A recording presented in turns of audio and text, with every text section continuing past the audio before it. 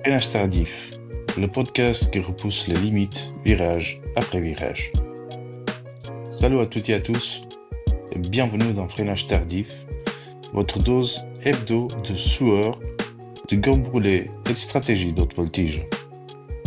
Aujourd'hui, on revient sur une course marquante à bien des égards, le Grand Prix d'Émile-Romagne 2025, disputé sur le mythique tracé de Imola. Dans l'atmosphère tendue du début de saison, Max Verstappen a frappé fort. Et cette fois-ci, très fort même. Le départ a été électrique. Oscar Piastri s'est lancé en pole. Mais dès les premiers mètres, c'est Max Verstappen qui fait parler toute son expérience. En attaque chirurgicale, dans le tamburello, plein d'autorité qui lui offre les commandes de la course. Derrière, ça s'active. Norris tente de tenir, Piastri résiste, Hamilton et Leclerc jouent des coudes. Dès le premier virage, le temps est donné, on ne sera pas là pour gérer, mais pour attaquer.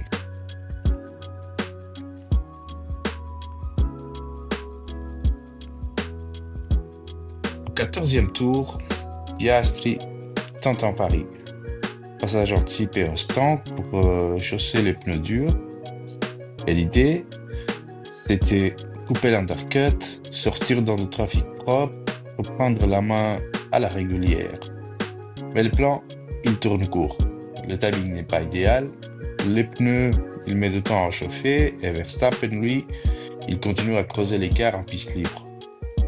Pendant ce temps-là, Verstappen, il reste en piste évidemment, imperturbable, jusqu'à ce que la sœur lui tende la main.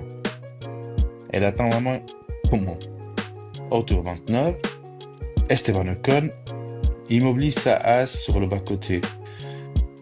Virtual safety car, jackpot pour ceux qui ne s'étaient pas encore arrêtés. Verstappen, il plonge immédiatement et il ressort avec 20 secondes d'avance sur Lando Norris. C'est là que le Néerlandais remporte virtuellement la course. McLaren tente bien de réagir, mais le mal, il est fait. Au tour 46, on a une nouvelle alerte. Cette fois, c'est Kimi Antonelli qui abandonne sa Mercedes dans les graviers. Le safety car, tout le monde rentre, sauf Oscar Piastri. Statique, risque assumé. Toujours est-il que Norris, lui, il change de gomme et se trouve derrière son coéquipier avec un avantage net en rythme. À la relance du Grand Prix, Verstappen il exécute parfaitement, comme son habitude. Derrière McLaren, il laisse faire. Norris, il passe P2. Donc, deuxième position, sécurisée. Verstappen, il est le roi de Imola. Et Red Bull fête ses 400 Grands Prix.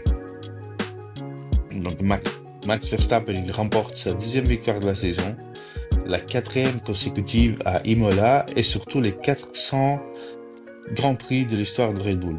Une course maîtrisée de bout en bout, malgré les interruptions, les choix tactiques et la pression constante. Il revient ainsi à 25 points d'Oscar Piastri au championnat du monde. Du coup, la chasse, elle est lancée. Derrière ce trio, Verstappen, Norris, Piastri, Hamilton, il signe une belle P4 après un samedi compliqué. Ferrari a sorti une course solide, sans éclat, mais avec consistance. Mais pour moi, le vrai héros du jour, encore une fois, c'est Alex Albon. Pourquoi Alex Albon? Il fait 2 courses de 5e place. Donc Albon, il confirme que la Williams n'est plus juste bonne, elle est carrément performante. Et ce n'est pas un feu de paille. En bagarre directe avec Leclerc dans le dernier tour, il a défendu comme un lion. Et il a battu Leclerc, donc il finit P6, frustré et incapable de trouver l'ouverture. De l'autre côté, Carlos Sainz, il ramène aussi des points avec une P8 importante, ce qui place Williams solidement 5e au championnat de constructeurs. Oui, vous avez bien entendu, 5e au championnat constructeur. George Russell, il est 7e. Une course discrète mais efficace pour Mercedes, qui n'a pu compter que sur lui après l'abandon d'Antonelli. Isaac Hadjar, il continue à impressionner. Il finit en 9e. Solide, propre, intelligent, et derrière lui, Tsunoda, il sauve un point avec un P10 maîtrisé après son crash de la veille en qualif. C'est bon pour le moral et c'est aussi bon pour Red Bull. Du côté déception, on a Aston Martin, hors du coup, Alonso 11e, Stroll 15e, Alpine toujours dans le dur avec Gasly 13e, Colapinto 16e, et chez Kick Sauber, la situation ne s'arrange pas non plus. Bortoletto, il termine 18e, à une éternité de rythme des autres.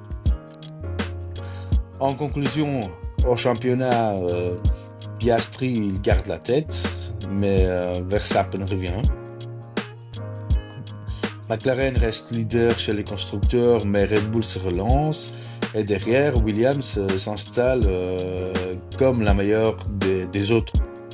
La saison 2025 continue à nous surprendre. Et la prochaine manche, ce sera Monaco. Un autre monde, un autre défi. Merci de nous avoir écoutés dans Freinage Tardif. Et si cet épisode vous a plu, pensez à vous abonner, à partager, à laisser 5 étoiles sur votre plateforme préférée. On se retrouve très vite, moteur chaud, cerveau affûté, pour un nouveau débrief à plein gaz. Allez, à la prochaine!